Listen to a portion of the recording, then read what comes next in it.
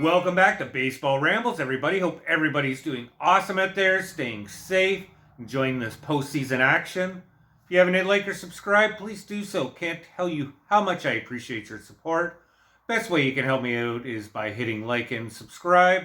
And I give away prizes to subscribers just to say thank you for watching, so you're going to be able to get in on that as well. So, Toronto Blue Jays. That's right. After a miserable season, the front office has said they are still going to be going all in next year, and they plan to be aggressive in the offseason.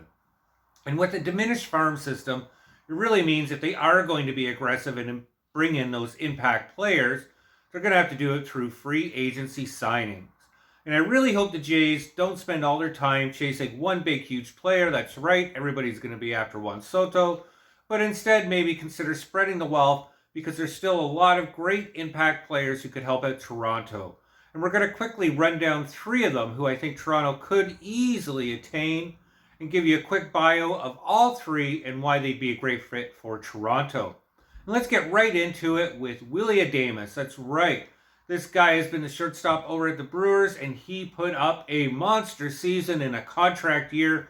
So this guy's going to want to get paid, and probably will easily exceed $200 million. And why? Well, this year he put up 251 average, but an impressive 32 home runs, 112 ribbies, 46 runs, 793 OPS, all this for a 29-year-old and a shortstop too, putting up a 3.1 WAR and having decent defensive metrics as well. This guy could be the replacement for Bo Bichette for the future, since Bo's going to walk. And we could still easily keep Bo and move him over to second base. Imagine having Bichette, Adames, and Vladdy. That'd be a nice 2-3-4 right there. But as I said, it's going to cost the Jays a lot. But you're going to get somebody who's been kind of solid. He has an average of 248 over his lifetime. He's going to give you at least 20 plus home runs. And he's also going to be able to give you that defensive metrics that you really need. And more importantly, he's a player who wants to sign and could easily sign with Toronto, something where Bo and the front office have been really far apart on. Secondly on that list, we're going to talk about Tyler ONeal. That's right, the Canadian from Burnaby, BC. This guy is available. He's 30 years old, plays left field. And you might be thinking, well, what are we going to do with Springer? Isn't he going to be left? I'd rather see George Springer be placed in the DH role, helping out on off days in left field. And we're not exactly sure how Varsho's going to fare after the surgery, so he could be a backup for center field as well. And you're getting a lot with Tyler ONeal, and he might be able to give us a hometown discount, considering he's Canadian, but he's still going to want to get paid.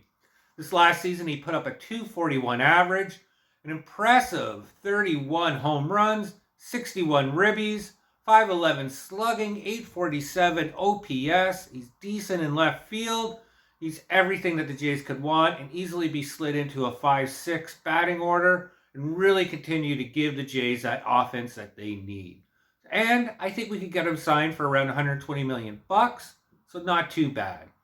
Last, we've been talking about offense quite a bit. We really need to talk about the Jays bullpen, who was outright disgusting this last season, finished second out of last. That's right. They got a lot of work to do, and if they want to get that ball rolling, one player that they have to zero in on is Tanner Scott. That's right, the 30-year-old all-star this year, put it up at an impressive 1.75 ERA, 36 strikeouts, 22 saves. Unbelievable. And he's been consistent. Last year, he put up an ERA just under 3. I know he owns a lifetime 3.56 ERA, but the last two seasons, Scott has really been putting it together with Miami and then the Padres via that trade. And he's going to be a free agent and one of the premium ones, if not the most premium relief pitcher. And if the Jays are serious about competing in the postseason, it's also going to have to start with their bullpen, and this would be a huge asset to add. Having Scott and Jordan Romano, if he can come back as your 8 and 9 guys, really starts to set some stability back in the Jays bullpen. Let me know what you think. Adames, ONeal, and Scott. 3 players that the Jays could attain, and 3 players that could easily add some value to the Jays lineup. What do you think? Do you really want Soto? Let me know what you think in the comments below. Always appreciate to hear what you have to say.